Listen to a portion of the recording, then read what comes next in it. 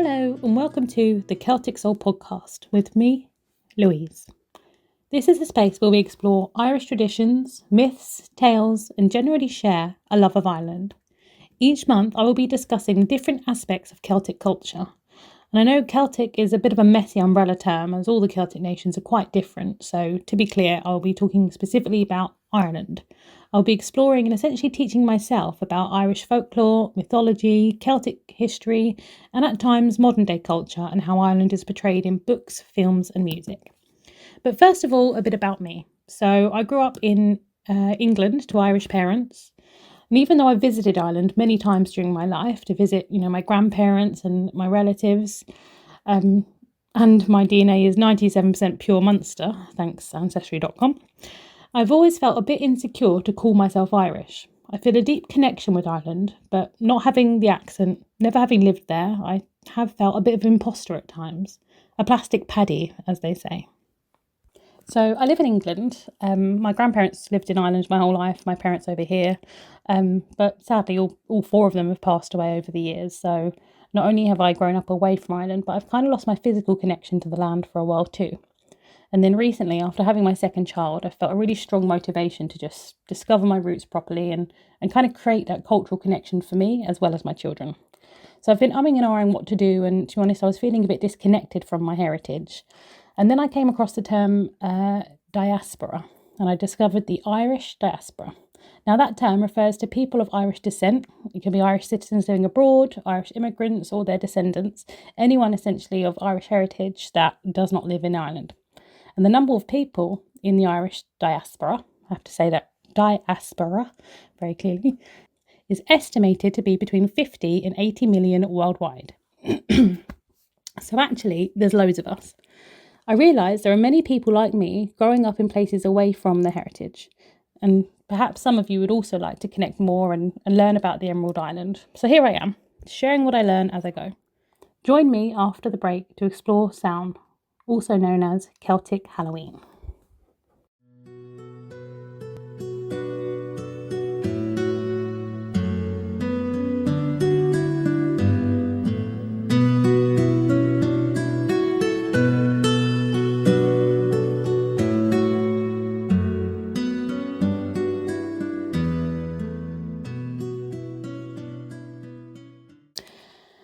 Welcome back. So, in this very first episode, we'll step into the myths of Samhain, the ancient Celtic festival that gave birth to what we now know as Halloween. We'll uncover the history, the rituals, and the myths. And to close, I'll share with you an Irish ghost story to set the tone of the season. But first of all, I'm going to start off with a book review. So, I've been reading Uncovering Celtic Mythology by Lucas Rousseau. It's a very striking book, the kind of typical green and gold colours, very beautiful. Would I recommend this book? Yes. I won't talk about any book on the podcast that I wouldn't recommend. I have been enjoying it. It's very high level. His titles are a little bit of a jack of all trades, but you may have seen he's also got one on Greek mythology, one on Egyptian, Norse mythology. So it's good to check them out, particularly if you just want a quick reference guide. What I did like within this book is his description really of the festivals. So Samhain, Celtic Halloween, is a fire festival traditionally. Fire festivals marked the changing of the seasons. Ancient Celts recognised the year being divided into two main parts: Beltane, the time of light, and Samhain, the time of darkness. The two quarterly festivals mark the halfway points between the two. Samhain runs from October 31st to November 1st. It welcomes the dark days of the year, where the light fades and the weather becomes brisk and harsh. The end of the harvest is honoured, and on this day, the ancient Celts would light two bonfires, herding their cattle between the fires as a way to bless them before slaughtering the animals, later casting their bones into the fires. It was said that the veil between the mortal and fairy realms was thin on this day, so that even the dead could walk the earth with mortals. The Celtic day starts at sunset on the 31st of October, and that's halfway between the autumnal equinox and the winter solstice. Samhain is a fire festival and considered to be the first day of winter, and it's also when the veil between the two worlds is at its thinnest. Now, what does that mean? So the two worlds being the one that you and I live in, and also the other world, or Tir na Nog, or the land of the youth, as it's known. It's the land of the fair folk, the Tuatha Dé Danann. Definitely not said how it's spelt. For a long time I pronounced this as Tuatha Dé Danann, and have now been corrected. It is the Tuatha Dé Danann. Not one a day, two a day. The gods, goddesses, or fairy creatures that are found in all the medieval myths. So Samhain is the time when the veil between the two worlds is at its thinnest. And what that means is that the spirits and creatures of the other world were said to be able to cross over into our world and mingle with mortals on this day. On this night, the dead can visit their family. You may be familiar with the Mexican tradition called Day of the Dead, which is very similar to Samhain, but I think the dates are slightly different. If not, I suggest watching the Disney film Coco for a nice gentle intro. So some of the traditions from this festival, you've got the Dumb Supper. That is where a family would set a place or a photo at their dinner table to welcome deceased family members. The dinner was eaten in silence to honour the spirits. Doors and windows were left ajar, with leftover food placed on windowsills to appease fairies or wandering spirits. And people avoided travelling near fairy forts, ring forts and lone hawthorn trees. Some accounts said that Celts would visit the graves of their past relatives during the day and pay their respects, which is quite lovely. Other accounts I found in my research actually said that you should avoid graveyards on Samhain in case a spirit might possess or attach itself to you. I've been to quite a few Irish funerals and graveyards, unfortunately. As much as I wouldn't necessarily want to hang around them, the level of respect is absolutely lovely. The entire Catholic funeral process is so wonderfully warm and respectful. Very different to what I've found in England. So if you do decide to go walking around on the night of the 31st of October, be sure to walk in the middle of the road because the dead walk on the sides of the path. It's the end of harvest and it's also a celebration of the start of winter and feeling hopeful that they might make it through to spring. Obviously back in the day there wasn't central heating and fires and all the things that we have inside our home now, electricity. So, it was hard winters. The Celts, they had divination games on Samhain, fortune telling for marriage in the future. And some of those games were throwing nutshells into the fire to see if lovers were compatible, pouring molten lead or candle wax and then trying to interpret the symbols, much like kind of Chinese tea leaf reading. Cutting apples and seeing if the skin curls into the shape of the letter of the first name of your lover.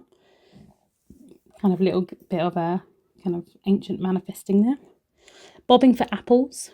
I wasn't quite sure what you meant to really get from bobbing apples, but I do have a memory of my mum teaching me and my sister to do this when we were younger. One of the traditions was that girls would walk backwards towards a well at midnight to see their future husband's reflection. There wasn't more context than that. I don't know why they walked backwards. And lastly, looking in a mirror with a candle to see spirits.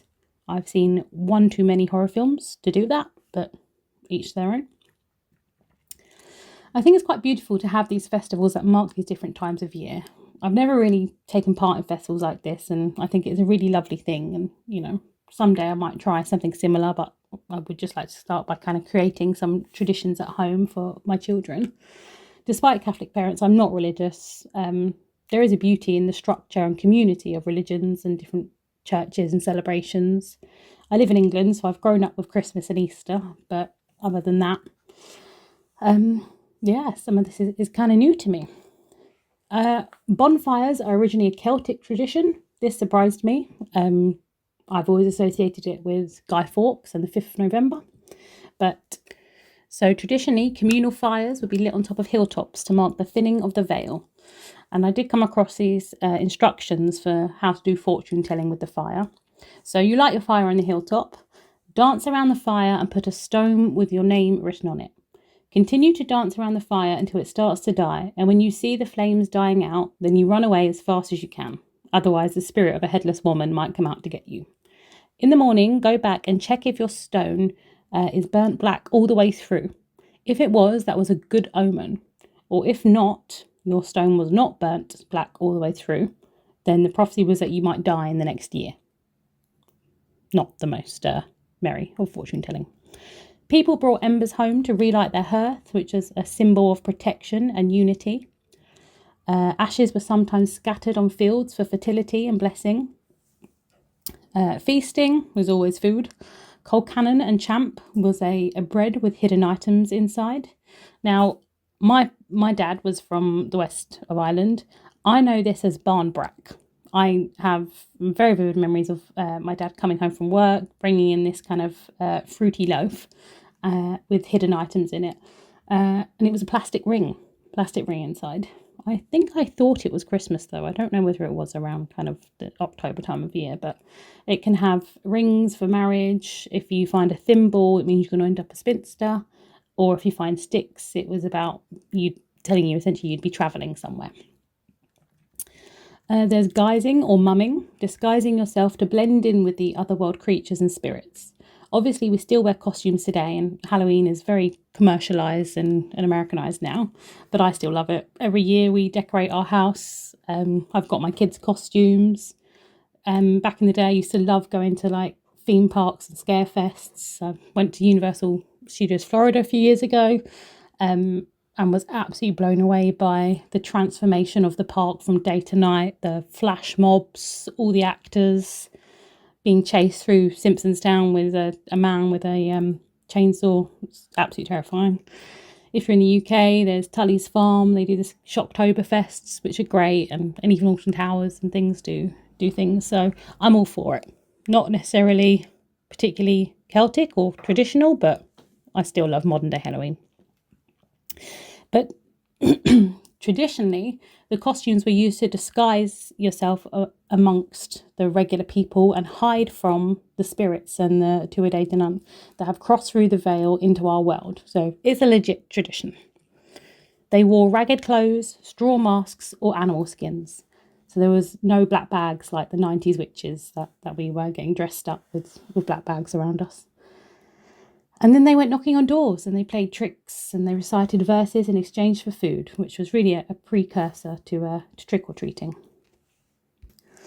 Another tradition was jack-o'-lanterns. So it wasn't done with pumpkins, it was done with turnips, an Irish turnip. But that tradition of carving a scary face into that vegetable and leaving it outside your door to ward off evil spirits, that was very much a Celtic tradition. And then there is the Night of the Puka. So Puka is a spirit or goblin from Celtic folklore that can shapeshift and is associated with both good and bad fortune. So after Samhain night, especially November 1st, there was a belief that the Puka, a shape-shifting spirit, often came as a dark horse. It spat on crops or soured milk. Farmers avoided harvesting after Samhain, and those final crops were Puka's share.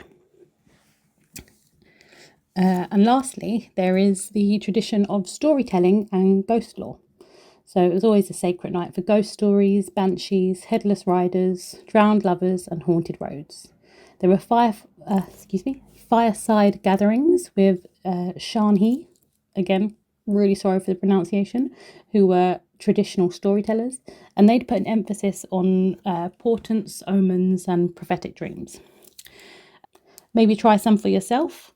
Personally, I love the divination games. I see some apple bobbing and maybe stones around the fire in my children's future. Join me after the break to hear the story of the Lady of White Rock.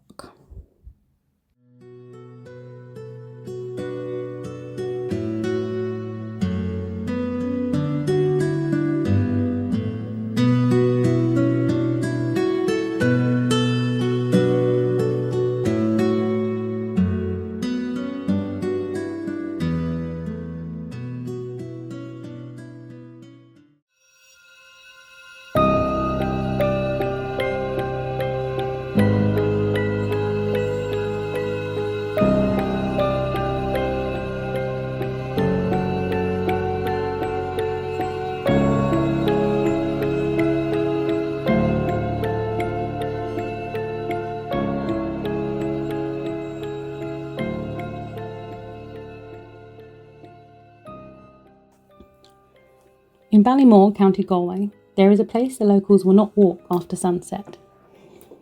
A pale limestone cliff, white as bone, they call Carrigbarn, the White Rock. By day is harmless, but by night it belongs to her. They say she doesn't walk like the living. She glides, veiled in white, face hidden, hands hanging limp as though she drowned.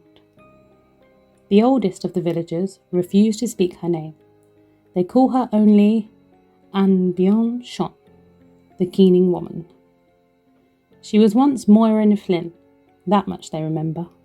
Promised to a man she did not love, she planned to escape with her true love, Sean. They were seen on the rock on the night of their flight, but only her father returned. His hands were scraped and bloody. They never found Sean's body. They never found hers. But weeks later, when the mist rose from the bog like breath, the keening began. Not a cry, a low, wet wail, like someone trying to scream through earth. There are witness accounts still told in the village today. 1923. A farmer's mare bolted near the rock. He swore he saw a woman crouched on all fours, face pressed to the stone, as though listening. He heard her whispered, "Seamus Atuan, are you there?" 1957. 2 children vanished near Carrigbarn, found at dawn, standing barefoot in the bog, eyes wide, nails torn. They would not speak. They only rocked and keened. 1984. A lorry driver took the shortcut by the rock. He was found inside his cab, hands still gripping the wheel. His hair had turned white. A man of 42. The warning. If you hear her cry, run. If you see her, pray. But if she speaks your name, you are already hers. They say she is not searching for Sean anymore. She knows he is gone. Now she searches for anyone who answers. Beware the Lady of the White Rock.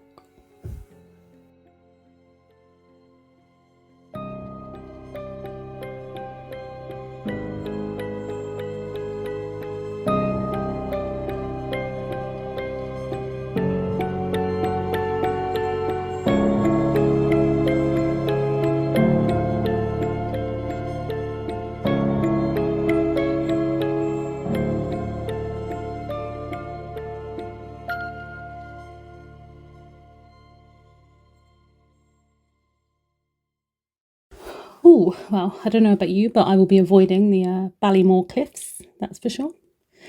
So, as the Samhain festivals begin across Ireland, we too can carry the stories and traditions of our ancestors across the globe.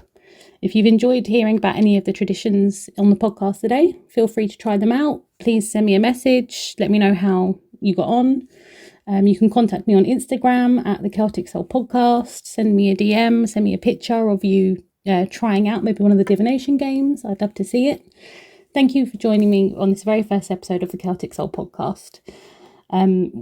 If you have any questions or anything you'd like me to feature in the future, please do let me know. And if you could be so kind as to leave me a review, it will help others to find the show. Until next time, may the road rise to meet you and the wind be always at your back. Thank you for listening.